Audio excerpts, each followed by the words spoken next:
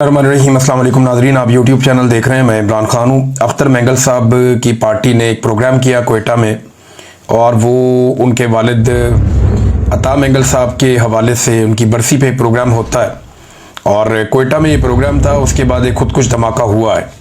ये इस साल दूसरा मौका है पिछले चंद महीनों में कि अख्तर मेंगल साहब के ऊपर खुदकुश हमला किया गया है, और खुदकुश हमले में 13 अफराद अब तक शहीद हुए हैं, और कई लोग जो ज़मीन पे वहाँ गिरे हुए थे, जो देखा गया उस वक्त, वो बहुत बड़ी तादाद में। वहाँ ज़ख्मियों के बारे में बताया जा रहा है कि लगभग दर्जनों लोग वहाँ पे ज़ख्मी हुए हैं इस खुदकुश धमाके के नतीजे में। कुछ लोग कह रहे हैं 30 से ज़ायद हैं, कुछ लोग 40 का फिगर बता रहे हैं। लेकिन जो मकामी सहाफ़ी हैं उनका ये कहना है कि अख्तर मेंगल के एक करीबी साथी हैं BNP मेंगल के साजिद तरीन साहब, ये नायब सदर हैं, और ये भी इस वाक़े में 13 अफराद के साथ शहीद हो गए हैं। इससे पहले आपको याद होगा लखपास के मकाम पर जब अख्तर मेंगल साहब धरना देकर बैठे हुए थे और कोयटा में आना चाहते थे, तो वहाँ पे भी एक खुदकुश धमाका हुआ था और उसमें भी कुछ नुकसान हुआ था। अब ये खुदकुश धमाका होना, इसके नतीजे में लोगों का शहीद होना, एक्चुअली अख्तर मेंगल साहब की लड़ाई तो इस वक्त रियासत के साथ है, लेकिन क्या इस मौके से कोई और फ़ायदा उठाना चाहता है? ये एक बड़ा सवाल है जो मौजूद रहेगा जब तक कि गैर जानिबदाराना इंक्वायरी नहीं होती। पता नहीं चलता कि वो कौन है जो अख्तर मेंगल साहब को खुदकुश हमले में निशाना बनाना चाहता है। वहाँ पे अख्तर मेंगल साहब के अलावा महमूद अचकज़ई और दाऊद शाह काकड़ जो पाकिस्तान तहरीक इंसाफ के रहनुमा, ये लोग भी मौजूद थे, और इनके निकलते ही फौरी तौर पर कुछ लोग कहते हैं कि विद इन मिनट्स ये धमाका हुआ है। जैसे ही ये लोग निकले वैसे ही धमाका हो गया, और ज़्यादा लोगों का ये कहना है कि इसमें मुमकिन तौर पे अख्तर मेंगल को टारगेट किया जाना था। खुशकिस्मती से वो भी महफूज रहे, महमूद खान अचकज़ई भी महफूज रहे, और दाऊद शाह काकड़ भी महफूज रहे। लेकिन ये बड़ा अनफॉर्चुनेट है कि 13 लोग इसमें शहीद हो गए। अब अख्तर मेंगल साहब ने क्या कहा इस दिन, ये मैं आपको बता दूं। डॉक्टर मुबारक बलोच को 3 MPO के तहत कैद किया हुआ है और 4 माह से उन्हें रिमांड पर रखा हुआ है। क्या मुल्क 2 लख्त करने वालों का कभी रिमांड दिया गया? क्या आइन तोड़ने वालों का रिमांड दिया गया? क्या मार्शल लॉ लगाने वालों का रिमांड दिया गया? ये तल्ख सवालात हैं जो अख्तर मेंगल साहब ने पूछे। उन्होंने कहा हमारी माओं और बहनों के सर से दुपट्टे उठाकर उन्हें पाबंदे सलासल किया जाता है। हमारे अकाबरीन इस धरती पर मौजूद नहीं है, इसलिए गीदड़ भी शेर बन गए हैं। आज सूबे के वारिस वो बने हैं वल्लाह जिनके घर से एक मुर्गी भी शहीद नहीं हुई। ये वो जो सूबे के अंदर जिनको हुकूमत बनाकर दी गई है, ये लोग तो जाली हुकूमत है और जाली किस्म के सियासतदान हैं। एस्टेब्लिशमेंट के कंधों के ऊपर बैठ के इन्होंने हमेशा इक़्तिदार हासिल किया है। संजरानी साहब आपको याद है एस्टेब्लिशमेंट के चेयरमैन सेनेट थे। फिर काकड़ साहब को बनाया गया बाकायदा वज़ीर आज़म निगरान, वो भी एस्टेब्लिशमेंट के आदमी है। अभी बुगटी साहब जो है ये पुराने एस्टेब्लिशमेंट के आदमी है, और इस वक्त इनको बनाया गया वज़ीर आला बलूचिस्तान। इस बारे में बात कर रहे हैं। फिर अख्तर मेंगल साहब ने कहा कि आज जिसको जमहूरी दौर कहा जा रहा है, इसमें आप तकरीर करो तो आपके ऊपर FIR काट दी जाती है कि आपने रियासत मुखालिफ तकरीर की है। ओ भाई, तुमने किस जानवर का नाम रियासत रखा हुआ है? काफ़ी जज्बाती खिताब किया अख्तर मेंगल साहब ने, और उनके ऊपर फिर उसके बाद हमला हुआ, और उस हमले के नतीजे में जो है वो 13 लोग शहीद हुए। अब इस तरफ से तो कोई बात नहीं आ रही, लेकिन जो एस्टेब्लिशमेंट के ज़राए हैं या वो लोग जो एस्टेब्लिशमेंट से खबरें लेकर चलाते हैं, उन लोगों ने एक लाइन पकड़ ली, और वो ये कह रहे हैं कि अख्तर मेंगल पे 2 हमले हुए, अख्तर मेंगल क्यों नहीं मारे गए? अब वो ये कह रहे हैं कि क्योंकि अख्तर मेंगल नहीं मारे गए, तो वो इस तरह की बातें कर रहे हैं कि शायद ये अख्तर मेंगल की कोई साजिश है, या ये जानबूझ के हरकतें कर रहे हैं और बलूचिस्तान के हालात ख़राब करना चाहते हैं।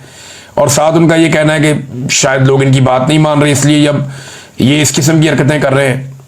अब ये प्रोपेगेंडा करना ये और ज़्यादा अफसोसनाक होता है। एक सूबा है जो रियासत कंट्रोल नहीं कर पा रही, रियासती इदारे मुकम्मल तौर पे नाकाम है, वहाँ पे जो जाली हुकूमत बनाई गई वो भी मुकम्मल तौर पे नाकाम है। आज बलूचिस्तान का कोई माई बाप नहीं, कोई पूछने वाला नहीं है। हाँ, वहाँ से सिर्फ मादनियात निकलती हैं, और वो मादनियात बगैर किसी तातुल के जाती हैं बाहर, सिर्फ उनका ख्याल रखा जाता है। इंसान की ज़िंदगी की वहाँ कोई कीमत नहीं है।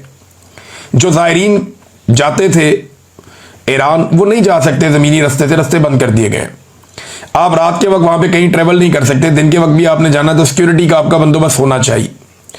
तो हंसते बसते बलूचिस्तान को यहाँ तक पहुँचा दिया गया, और अब जो लोग बलूचिस्तान के रहने वाले एहतजाज करते हैं उनको पकड़ के या तो अंदर डाल देते हैं, या इस किस्म की हरकतें उनके साथ हो रही हैं। ये इंतहाई अफसोसनाक है। रियासती इदारों को और रियासत को ये सोचना पड़ेगा कि इस किस्म के कत्लो गारत गिरी से ना माजी में कभी फ़ायदा हुआ है, ना अब किसी किस्म का कोई फ़ायदा होने का इम्कान है।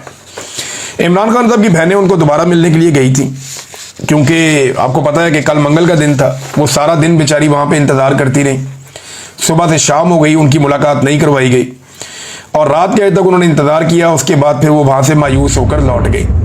मुज़ाहमत की एक मिसाल कायम की है इमरान खान की बहनों ने। वहाँ अलीमा खान अकेली दीवार पे बैठी रही बहुत देर तक। कारकुन पहले आए, उन्होंने बहुत एहतजाज किया, लेकिन रात गए फिर अलीमा खान वापस गई वहाँ से, जब उनकी मुलाकात नहीं करवाई गई। एक मुलाकात हुई है, इमरान खान साहब का एक ट्वीट भी बाहर आया बैरिस्टर गौर के जरिए। अब ये जो इमरान खान साहब का ट्वीट आया, इसके बारे में बेशतर लोग ये कहते हैं कि ये एडिटेड है, यानी जो इमरान खान साहब ने पिछले ट्वीट के अंदर एक रवैया अपनाया था उसका कुछ भी इसके अंदर नजर नहीं आ रहा। और उससे जो पिछला ट्वीट था वो क्योंकि एक और साहब गए थे मिलने के लिए, तो तब भी चीजें काफी गायब थी बीच में से। तो जिस दिन इमरान खान की बहनें मिलती हैं ना, उस दिन आती है असल खबर बाहर। जिस दिन इमरान खान को कोई उनका करीबी साथी मिलता है ऐसा जो कुछ बहादुर हो, या इमरान खान की बहनें मिले, या ज्यादा लोग मिल जाएं, या जिस दिन मीडिया इमरान खान साहब से मिल जाए, या जिस दिन अदालत में इमरान खान साहब का केस लग जाए, उस दिन सारी खबरें बाहर आ जाती हैं। उन्हें रोकने की कोशिश की जा रही थी कि जब तक एक्सटेंशन के मामला हल नहीं हो जाते तब तक के लिए रोका जाए फिलहाल। तो अलीमा खानम की मुलाकात नहीं करवाएगी। अब जो ट्वीट है वो पढ़ के आपको सुनाया दूं। ये बातें तो इमरान खान साहब ने की हैं, लेकिन ऐसा लगता है कि पिछले ट्वीट को अगर आप इमरान खान के पढ़ें तो ऐसा लगता है कि इमरान खान साहब की बातें तो हैं लेकिन एडिटेड है, यानी इनको थोड़ा सा सेंसर किया गया है। और वो देखे ना, इतना ही हर एक की पसली तो नहीं होती ना कि हर चीज आके बाहर बता दे। इमरान खान तो कहते हैं, मैं पाकिस्तानी कौम से अपील करता हूं कि वो मुल्क भर में जारी अफसोसनाक सैलाबी सूरत हाल में रेस्क्यू एंड रिलीफ मुहिम में हमेशा की तरह बढ़ चढ़ कर हिस्सा ले। तहरीक इंसाफ भी सैलाब ज़दगान के लिए बिला तफरीक अपना किरदार अदा करे। ये बहुत अच्छी बात की इमरान खान साहब ने। इस वक्त सबको तवज्जो जो है वो सैलाब मुतासरीन की तरफ रखनी चाहिए। मैं हमेशा मौसमियाती तब्दीलियों और उनसे आने वाले नुकसानात के हवाले से शऊर उजागर करता रहा हूँ। हमने पहले खैबर पख्तूनख्वा में बिलियन ट्री सुनामी शुरू करवाया और वफाकी हुकूमत में आकर 10 बिलियन ट्री सुनामी शुरू करवाया। इसके साथ मुतअद्दिद छोटे, दरमियाने और बड़े दर्जे के डैम्स और नेशनल पार्क समेत ऐसे अहम माहौलियाती हिफाजत के मनसूबे शुरू करवाए जो माहौलियाती तबाही में कमी का बाइस बने। दरख्त ही माहौलियात का तहफ़्फ़ुज़ कर सकते हैं। ऐसे मनसूबों पर तेज़ी से काम करना कौमी तरजीह होनी चाहिए। ये मैं गुज़िश्ता कई सालों से ये चीख रहा हूँ। इमरान खान साहब शायद वो पहले आदमी हैं जो ये बात कर रहे थे, बल्कि मैं अपनी ज़ाती हैसियत में हर साल पाकिस्तान में हम ये कोशिश करते हैं दोस्तों के साथ मिलकर कि जितने ज़्यादा हों दरख्त लगाए जाए। और भी बहुत सारे लोग हैं वो करते हैं, कुछ गुलकार हैं, कुछ सिविल सोसाइटी के लोग हैं, वो बहुत ज़्यादा प्लांटेशन करते हैं, लेकिन वो आटे में नमक के बराबर है। हुकूमतों की पूरी शमूलियत होनी चाहिए, पूरे निज़ाम को ये काम करना चाहिए और फिर दरख्तों को संभालना भी चाहिए। पाकिस्तान में यूरोप जैसा मौसम नहीं है कि बार बार बारिशें हो। आपको जो दरख्त लगाना है उसको आपको संभालना भी पड़ता है। कम से कम एक साल आपको उनका ख्याल रखना पड़ता है, या चंद महीने तो जरूर ख्याल रखना पड़ता है। फिर कटाई जो है वो बिल्कुल जीरो होनी चाहिए, दरख्तों की कटाई बंद करनी चाहिए। इमरान खान साहब ने कहा कि अफगानिस्तान में जल्जले से होने वाली हलाकतों और नुकसान पर दिल शदीद रंजीदा है। हम मुश्किल की इस घड़ी में अपने अफगान भाइयों के साथ खड़े हैं। मुझे अफगानियों के पाकिस्तान से ज़बरदस्ती निकाले जाने पर भी शदीद तहफ़्फ़ुज़ात और अफसोस है। खैबर पख्तूनख्वा की हुकूमत ने अफगानिस्तान के लिए इमदादी सामान ट्रकों में भरकर रवाना किया, अच्छी बात है, और वो सामान अब जाएगा अफगानिस्तान। लेकिन जैसे मरियम नवाज फोटो लगाती है ना यहाँ पे अपनी तशहीर के लिए सरकारी पैसे से, इसी तरह उस पर अली अमीन गंडापुर का फोटो लगा हुआ उन ट्रकों के ऊपर। तो अगर इधर तनकीद होती है तो उधर भी होनी चाहिए। बात जो ठीक है वो ठीक है, और यहाँ पे सिर्फ हुकूमत खैबर पख्तूनख्वा वो करते जो तरीक़ाकार है तो वो बेहतर था। अगर अपने फोटो लगाने तो अपनी ज़ाती पैसों से लगाओ। ये सरकारी पैसों से अपनी ज़ाती तशहीर जो है वो ये नामुनासिब चीज़ है, चाहे कोई भी करे। फिर आगे इमरान खान साहब ने कहा कि खैबर पख्तूनख्वा में अपने ही लोगों पर ड्रोन अटैक्स और मिलिट्री ऑपरेशन फौरी तौर पर बंद होना चाहिए। अली अमीन गंडापुर समेत सूबाई हुकूमत को इस मामले पर भरपूर मज़ामत करनी चाहिए। पहले ही वो इलाके सैलाब की तबाही झेल रहे हैं। इन हालात में ऑपरेशन या ड्रोन हमले और अपने इलाकों से बेदखली जख्मों पर नमक छिड़कने के मुतरादिफ है। मेरी हदायत की रोशनी में तहरीक इंसाफ का ज़िमनी इंतखाबात के बाइकआउट का फैसला काबिल तहसीन है। कागजात नामजदगी वापस लेने वाले उम्मीदवारों भी दाद के मुस्तहिक हैं। जिन अरकान ने असम्बली की कमेटियों से इस्तीफ़ा दिया वो भी काबिल तारीफ़ हैं। इनको ये भी हदायत करता हूँ कि अगर इनके ज़ेर इस्तेमाल कोई गाड़ी या मुराद है तो चाबियाँ वापस करें और फौरी तौर पर मुराद वापस करें। पेशावर जलसे की हतमी तारीख का फैसला सितंबर में ही सैलाब की सूरत हाल देखकर मुशावरत से किया जाए। 3 साल जुल्म और जबर सहने और हक पर होने के बावजूद मैंने मुल्की मफाद में मुज़ाकरात की बात की, मगर मुझ समेत मेरे खानदान से सियासी इंतकाम की इंतहा कर दी गई। हमारे लोगों पर सीधी गोलियां चलाई गईं और पार्लियामान में हमारे अपोजिशन लीडर को नाअहल कर दिया गया। इसके बाद मुज़ाकरात की गुंजाइश बाकी नहीं रहती। ये मुझ समेत मेरे खानदान में से जिस मर्जी को कैद कर दें, मैं अपने मौक़िफ़ से पीछे नहीं हटूंगा और ना ही इनके आगे झुकूंगा। साबिक वज़ीर आज़म इमरान खान की अडयाला जेल में गुफ्तगू। ये जी इमरान खान साहब का ट्वीट आया जिसमें उन्होंने वो सारी बातें की हैं जो मैंने अभी आपके सामने रखी। अब मैंने आपसे कहा था कि एक्सटेंशन के मामला हल होने तक कोशिश की जाएगी कि इमरान खान साहब के कोई अब स्टेटमेंट मजीद बाहर ना आए, रंग में भंग ना पड़ जाए। तो इसमें नाज़रीन मेरी खबर की तस्दीक की है राना सनाउल्लाह साहब ने। खबर के एक हिस्से की तो तस्दीक उन्होंने कर दी है कि जो मरी का एक, यानी पहले लंदन प्लान था, अब मरी प्लान है, तो मरी प्लान वाकई हुआ है। कुछ लोगों ने आकर शरीफ खानदान के लोगों से मुलाकात की है और कुछ चीज़ें तय पाई हैं, ये बात तो हुई है वहाँ पे। अब राना सनाउल्लाह साहब ने इसकी तस्दीक कर दी है। अब तसलसल है जी, एक्सटेंशन की तो तस्दीक हो गई कि एक्सटेंशन होने जा रही है। जिन शराइत में होने जा रही है जो मैंने आपको बताई थी वो आप आने वाले दिनों में देख लेंगे। खबर का वो हिस्सा भी आपको साबित हो जाएगा कुछ अरसे में। तो एस्टेब्लिशमेंट ने ऐसा लगता है कि हामी भर ली है नवाज शरीफ साहब की शराइत पर कि ठीक है आप दें एक्सटेंशन, फिर बाकी काम करते हैं। इस पर राना सनाउल्लाह साहब ने बड़ी खुशी खुशी ये खबर सुनाई है और उन्हें लगता है कि इससे वो इमरान खान को और सिस्टम को काबू कर लेंगे। तो देखते हैं वो क्या करते हैं। अब आ जाए नाजरीन फ्लड्स की तरफ। सैलाब ने तबाही फेरी हुई है पूरे पंजाब के अंदर और ये तबाही अब सिंध की तरफ बढ़ती जा रही है। पाकिस्तानियों को विजिलेंट होना पड़ेगा। मेरी तमाम जो हमारी तंजीमें थी जो हमारे साथ काम कर रही थी उन सब से मेरी गुजारिश है कि तगड़े हो जाएं। मैं भी आपके साथ शामिल होने जा रहा हूँ इस मरतबा फिर से सैलाब मुतासरीन की मदद के लिए। मुझे बहुत सारे लोगों ने टेलीफोन कॉल्स की, बहुत सारे लोगों ने रब्ता किया। उन्होंने कहा जी हमें आप पे भरोसा है, आपने पहले भी काम किया, आप लोग फिर काम करें। तो मेरे साथ लगभग उस वक्त कोई 400 के करीब लोग काम कर रहे थे। उन तमाम नौजवानों को भी मैं यहाँ से पैगाम दे रहा हूँ कि तगड़े हो जाएं और तैयारी कर लें। हम बहुत बड़े पैमाने पर सैलाब मुतासरीन की मदद करने जा रहे हैं और उसका आगाज़ मैं, क्योंकि पाकिस्तान तो अभी नहीं आ सकता, वो सिचुएशन आप जानते हैं और मुझे सब ने मना किया है कि आपने पाकिस्तान नहीं आना, आप आएंगे आपको पकड़ लेंगे, फिर सैलाब आपका अंदर ही गुजर जाएगा। लिहाजा बाहर से मैं यहाँ पे आप लोगों के लिए फंड रेजिंग करूँगा। मुझे कुछ NGO जो बहुत अच्छा काम करती हैं, जिन्होंने बेहतरीन पाकिस्तान के अंदर और दुनिया भर में काम किया, गजा में काम किया, अफ्रीका में काम किया, दुनिया के कई ममालिक में काम किया, उन NGOs ने मेरे से रब्ता किया है। उनमें से कुछ को हमने शॉर्ट लिस्ट किया है। उनके साथ मिलकर हम यहाँ से फंड रेजिंग करेंगे और पाकिस्तान में सैलाब मुतासरीन की मदद के लिए जो हमसे हो पाएगा वो हम करेंगे। इससे पहले अपनी ज़ाती कैपेसिटी में हम कुछ थोड़ा बहुत कर रहे थे, लेकिन वो आटे में नमक के बराबर भी नहीं है। यानी हम एक इंडिविजुअल कैपेसिटी में आप बहुत थोड़ा सा काम कर सकते हैं। तो अब मैं आप सबको दावत देने जा रहा हूं कि आप सब इसका हिस्सा बन जाएं। बहुत जल्दी हम बहुत सारी चीज़ें अनाउंस करेंगे। हमारा जो पहला प्रोग्राम होने जा रहा है सैलाब मुतासरीन की मदद के लिए, वो यहाँ पे होगा मैनचेस्टर में। और मैनचेस्टर में एक माए नवाब रेस्टोरेंट है, उसके हॉल में हम ये पहला प्रोग्राम करने जा रहे हैं। 300 से ज़्यादा लोगों की वहाँ पे कैपेसिटी है। तो जितने लोग यहाँ मैनचेस्टर में या इसके आसपास रहते हैं वो लोग तैयारी करें और जुमे वाले दिन शाम 7 बजे से लेकर 9 बजे तक हम यहाँ पे सैलाब मुतासरीन की मदद के लिए इकट्ठे होंगे। आप सबसे गुजारिश है कि आप लोग वहाँ पे आएँ और सैलाब मुतासरीन की मदद करें। हमारे साथ और बहुत सारे ऐसे लोग होंगे जिन्हें आप अपने बीच में देखना चाहते हैं, जिनकी बात आप सुनना चाहते हैं। और ये सारा प्रोग्राम हम पूरी दुनिया के अंदर बराह रास्त दिखाएंगे भी मल्टीपल चैनल्स के ज़रिए से। तो हमने ये काम शुरू किया है अल्लाह ताला का नाम लेकर।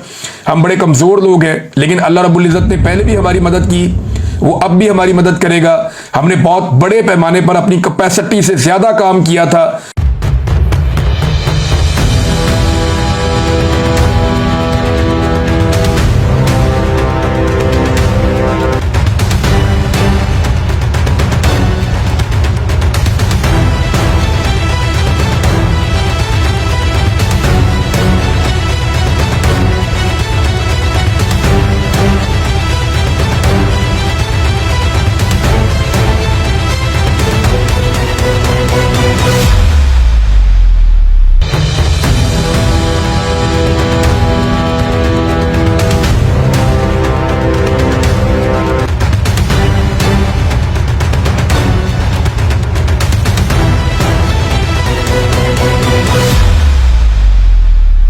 मुझे आज भी यकीन नहीं आता कि हम वो कर पाए थे। तो मुझे अल्लाह ताला से उम्मीद है कि ये बहुत बड़ी आजमाइश है पाकिस्तान पे।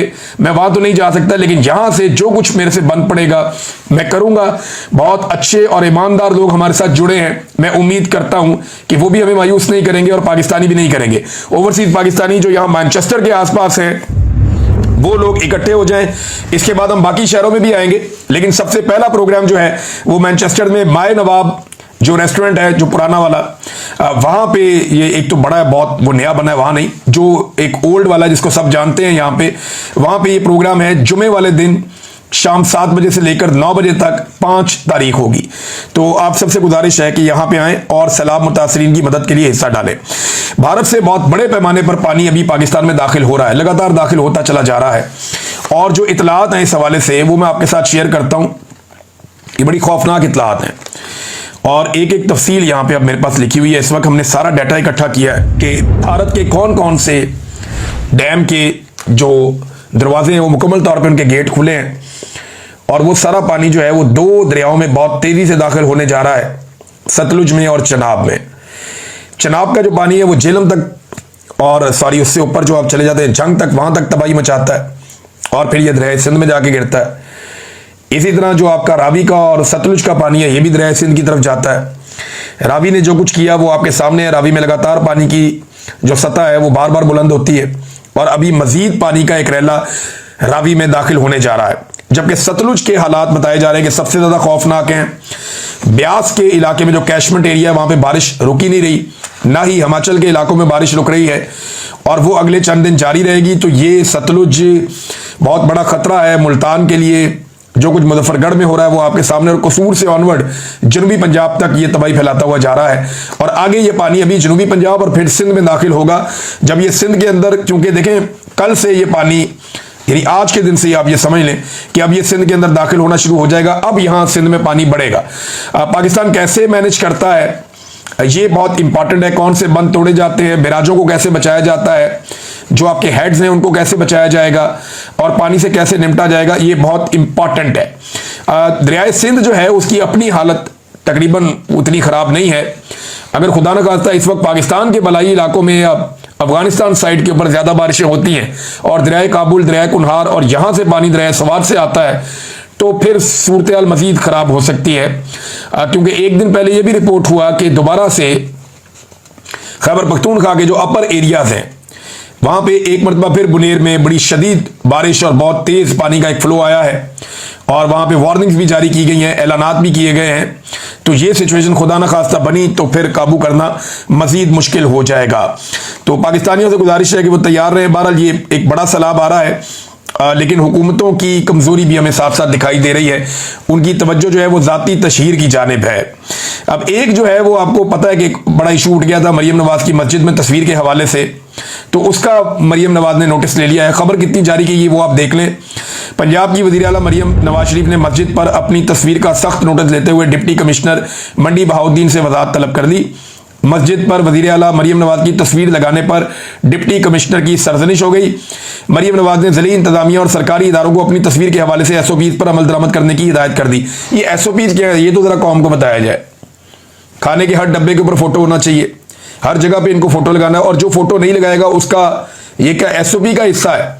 बहुत सारे जो लोग फ्लड्स में काम कर रहे हो मुझे कहते हैं कि मरियम नवाज का फोटो हम नहीं लगाते, वो हमें चीज ही नहीं बांटने देते।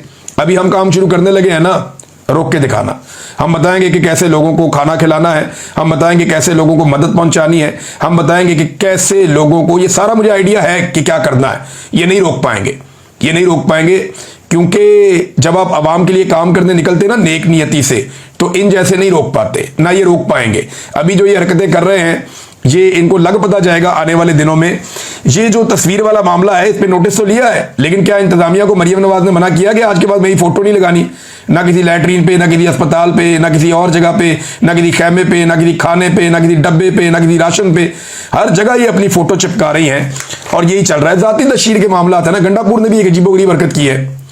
वो जर्मन सफीर उनको मिलने के लिए आए हुए थे, वो बैठे हुए बात कर रहे थे, सामने मीडिया था, तो एकदम अपने बंदे को, वो बेचारा मुलाजिम है यार वहां पे, गरीब आदमी काम करता, उसको डांट के बिठा दिया पीछे और उसको सुना दी खड़ी खड़ी कि जनाब गुलामों वाली सोच है तुम्हारी, तुम ज़ेनी गुलाम हो। जर्मन सफीर आया तो आया, वो बैठा रहे, इंतजार कर लेगा, क्या फर्क पड़ता है यार। ये क्या रवैया है भाई, ये तो रंगबाजी है, ये गंडापुर की रंगबाजी है और कुछ नहीं है। ये जर्मन सफीर के आगे तो इनकी आवाज नहीं निकलनी।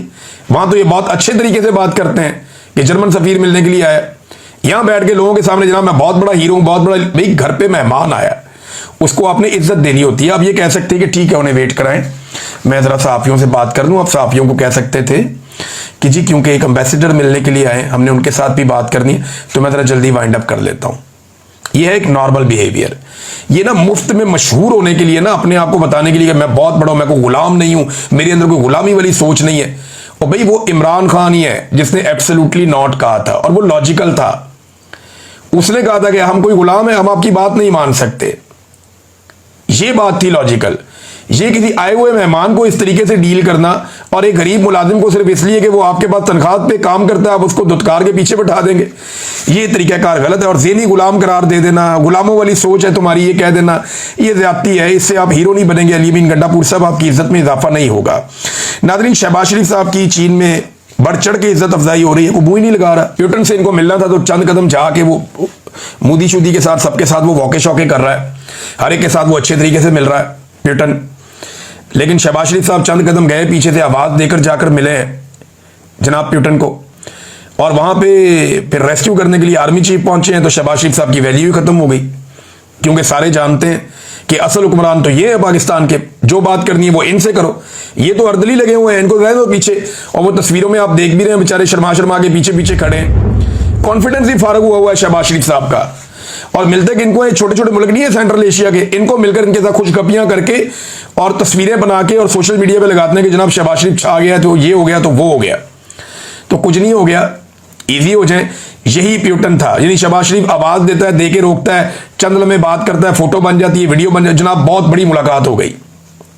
इमरान खान से ये बंदा 3 घंटे मिला था, और ये उस दिन मिला था जिस दिन इसने जंग शुरू हुई थी इसकी यूक्रेन के साथ। कितना इंपॉर्टेंट डे था। तो इमरान खान पे इसने 3 घंटे लगाए थे उसके साथ बात करने में। ये इमरान खान की वैल्यू थी। यही चीन था, इमरान खान का इस्तकबाल आप देखें। यही रशिया था, इमरान खान का इस्तकबाल आप देखें। दुनिया इमरान खान को किसी और तरह लेती थी। डोनाल्ड ट्रंप और उसकी वाइफ और बाकी लोग इमरान खान को कैसे मिलते थे सब देखते थे। लेकिन यहां पे ये सबके पीछे पीछे भागते हैं और मुलाकातें करते हैं छोटी छोटी। गुजरते हुए कोई बंदा इनको सलाम कर देना, कहते हैं बड़ी अहम मुलाकात हो गई, 2 तरफा अमूर सिरे बहस आ गए, ये कर दिया वो कर दिया, कहानियां लंबी ये सुना देते हैं, हालांकि कुछ भी नहीं है। तो आर्मी चीफ पहुंचे जनाब। अब आर्मी चीफ की इज्जत होनी थी, और इनकी इज्जत अफजाई तो पहले से ही हो रही है। लोगों को पता है कि असल हुक्मरान तो पाकिस्तान का आर्मी चीफ होता है, ये वजीर आजम तो फारिग होते हैं। एक आदमी आया था इमरान खान, उसने कोशिश की, एक दौर में नवाज शरीफ ने की थी, एक दौर में बेनजीर ने की थी, एक दौर में भुट्टो ने की थी। तो जिसने कोशिश की कि वो आर्मी चीफ से ज्यादा इंपॉर्टेंट हो जाए, वो फारिग हो जाता है। तो शहबाज शरीफ को अपनी औकात पता है, वो एग्जैक्टली उसी जगह पे खड़े हैं जहां पे उनकी औकात है। अर्दली इमरान खान साहब ने कुछ गलत नहीं कहा था, लेकिन अब कुछ तस्वीरें जारी की जाएगी। मैं आपको पहले बता दूं, मैं इनको अच्छी तरह जानता हूं। तस्वीरें जारी की जाएंगी जिसमें शहबाज शरीफ का कॉन्फिडेंस शो किया जाएगा। इतना बड़ा कॉन्फिडेंट आदमी है, ऐसा नहीं है, बॉस है। कुछ तस्वीरें वीडियोस आपको आ जाएंगी थोड़े दिनों में। नादरीन, ये वीलॉग मैं यहाँ खत्म कर रहा हूं। अब तक के लिए इतनी। अपना ख्याल रखिएगा, अपने चैनल का भी। अल्लाह हाफिज़।